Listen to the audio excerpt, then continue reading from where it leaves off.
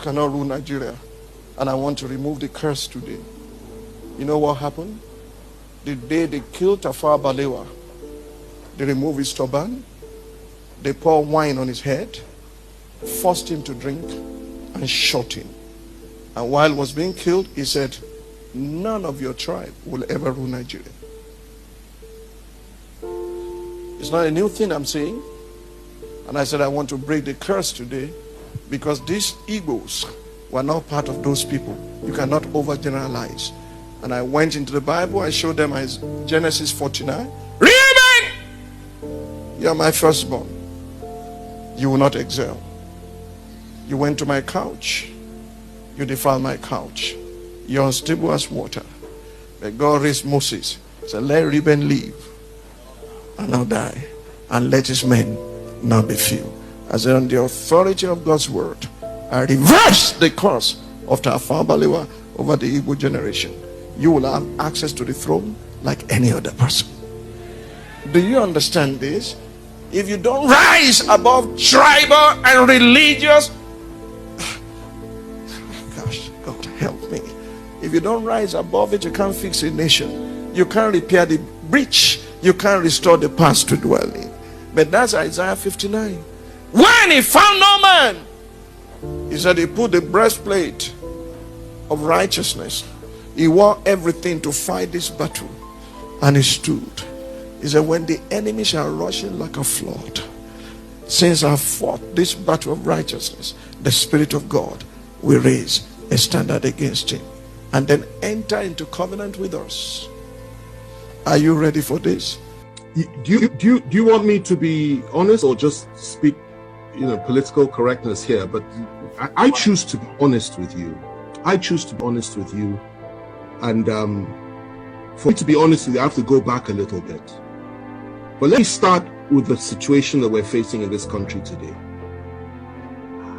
If you believe that those that are in power in Nigeria today would ever contemplate the possibility of giving power to an Igbo man in 2023 or thereafter, then you still haven't fully understood the challenge and the problem that we have in the country today. You need to understand that the mindset of some of these people, not all, some, but those that Buhari represents, that is his own clique within the Fulani ruling class, not all Fulanis, but his own clique, who are in power today. Their mindset is that the most dangerous people in this country and the people that they must suppress more than any other are the people of the Southeast. And you need to understand that before the Civil War, and I need to go back in history because that's a damn good question and it deserves a clear answer, a thorough answer. Let's go back a little bit. Before the Civil War, these same people, he, for example, was active then. And you need to remember the role that they played on the night of July 29th, 1966, when the Northern Officers counter coup took place. And 300 Igbo officers were killed in one night, including an Igbo head of state. He was involved. And many of them that are running this country in that cabal today were involved, or he supported it. They said it was to pay back for what had happened in January 15th, 1966. Now, after that, what happened? The same people unleashed their people on Igbo civilians in the northern part of this country, and the figure that is often cited is 30,000 were killed. It's not true. Closer to 100,000. Not only were they killed, people, women had their stomachs cut open, and little babies were pulled out and their heads were dashed against the wall. That is what they did then in 1966, before the Civil War. And the Igbos were slaughtered like flies all over the north by these same people. They went rushing back to the east, where they believed they were safe. And the position was this: the leader of the core northern Muslims within the army, Murtala Muhammad, urged Gawan, who was head of state, to march on the east immediately and wipe out the Igbos. Gawan, to his credit, refused to do that and said, no, let's negotiate. and the negotiations started. They broke down, then there was a civil war. In that civil war, 3 million Igbos were killed by federal forces. They were killed by all of us. I'm from the Southwest. I take responsibility for that, as every other Nigerian ought to. Civilians, not soldiers. 3 million, including 1 million children, subjected to genocide, subjected to mass murder, subjected to ethnic cleansing by us. The war ended. We did not apologize. Instead, what did we do? What did we do? We took all their property in the name of abandoned property. We gave them £20, even if they had $1 million in the bank. And we said, come back, no victor, no vanquished. Biggest life in the pit of hell. There was a victor and there was a vanquished. And we all know who was who. They came back into Nigeria and we reintegrated them. But even with all the reintegration, no Igbo man could be trusted to be General Officer Commanding GOC until Obasanjo came to power in 1999. Igbos were not allowed to rise up within the military or in any power configuration in the country. It was something that was understood, that you never put an Igbo man in a position of real power. You can give him appointments, but you don't put him in a position of real power. Okay. Obasanjo came, made General Abiaku, I think his name was, GOC. And then from there, Jonathan came. He appointed an Igbo chief of army staff. Okay. Yes. My wife is reminding me of the name Ehejireka. You know, he appointed an Igbo chief of army staff. Okay. And we thought things would go on that.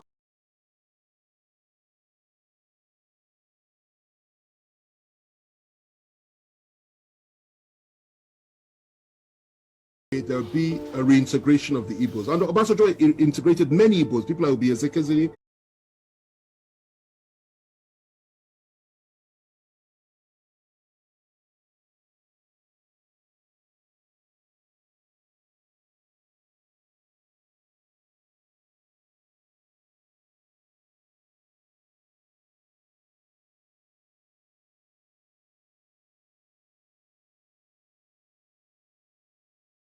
And Uba, so many came in and playing key roles, key positions.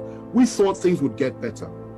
And unfortunately for us though, in 2015, everything changed because Nigerians elected, in quotation marks, a man that had, again, I say it again, a different worldview and went back to the pre-1966 disposition, a mentality of things. And that position was that Igbos cannot be trusted. Igbos have no rights. Igbos are members of the, he called them 5%, I believe, that didn't vote for him. And his mindset was he will teach Igbos the lesson of their lives. And he has done precisely that. If the killings had stopped then, I would have said, okay, fine. Everything we said is history. But sadly, it didn't stop. Igbo youths, IPOB youths, Igbo nationalists have been killed under this government. More have been killed than at any other time during this, apart from during the Civil War, under this government. Igbos have been hopelessly marginalized by the government. Igbos have been treated with contempt by this government. Not just Igbos, Southerners, Christians, and Middle Belters. They've added that one as well. And that's what's going on. And what the Igbos was subjected to by all of us in 1966 is what we are all being subjected to now by those that are around Buhari. Now, going to your question, given all that, before I come to that, let me just add this. IPOB says they want to have a referendum. They want the right to self-determine. And you label them as terrorists when none of them has ever carried a gun, as far as I'm aware. I was in prison with Nnamdi Kanu. I had extensive discussions with him. I got to know him. I understood his mindset, and I could feel his pain for his people. Yet they say they want to have a referendum. You say they're terrorists. Meanwhile, those that are butchering our people every day in the name of ethnic domination and hegemony, in the name of furthering the ambitions and the aspirations of Usman Danfodio and Samadu Bello and Buhari himself, the three Mahdis, you don't call them terrorists. You pat them on the back, you refuse to arrest any of them. And you say what they're doing is okay. You encourage them. Okay? And the same you free Boko Haram terrorists. The same you once said that you want to apply Sharia all over the country. The same you said Muslims should only vote for Muslims. The same you says an attack on Boko Haram is an attack on the North. The same you has said so many things which implicitly are on line and on all fours with the Boko Haram philosophy. These are the people that have been ruling us for 5 years. And the same you has empowered the Fulani to a point that they have everything now. And you really believe that those people in 2023 will sit down and say that they will allow a situation to arise whereby the one they hate the most can possibly take power in this country? They will not allow that to happen. Now, if you ask me what I think that would be the way forward as an individual. That if you really want to appease the Southeast, indeed the people of the South, why on earth not? Why shouldn't we have that? But the reality is that those that control the levers of power are diametrically opposed to that philosophy. They don't pretend not to be. They will never deny it. And they're not even hiding it. So they won't allow that to happen. What they will tell you at the very best is possibly we'll give vice presidency to the Southeast. And in a situation like that, if they did that, and the northern president came to power, and something happened to him, I assure you they will never let an Igbo man take power. It's their mindset. Even the one that's there now, the Yoruba man that's there as VP. If anything happens to Buhari, I doubt very much they'll let him take power. The position that they have adopted is that power must remain in the north, in perpetuity for as long as possible. And they have rationalized it over and over again. So that's the situation that we're in. But left to me, two things. The first thing is this: that would go a long way to heal the wounds of the past. An apology for what we did to the Southeasterners and to the Igbos during the Civil War. Secondly, proper compensation and reparations for what we did to them. Thirdly, to now openly come forward and say, let an Igbo man be president of Nigeria. Because they've never had an elected Igbo, we've never had an Igbo man leading us with power. Let it happen. That is what I would suggest. That's the first one. The other one is this: if it is, you can't do that. And if it is that the time for that has passed, because many Igbos will tell you, particularly those that share the philosophy of people like Nnamdi Kanu and even Massop philosophy, they will tell you they're not interested in that anymore. Then the other thing you can do is say, allow them to determine their own future. Just as the people of Scotland were allowed to determine theirs. Just as Britain, the United Kingdom, was allowed to determine hers when it came to Brexit.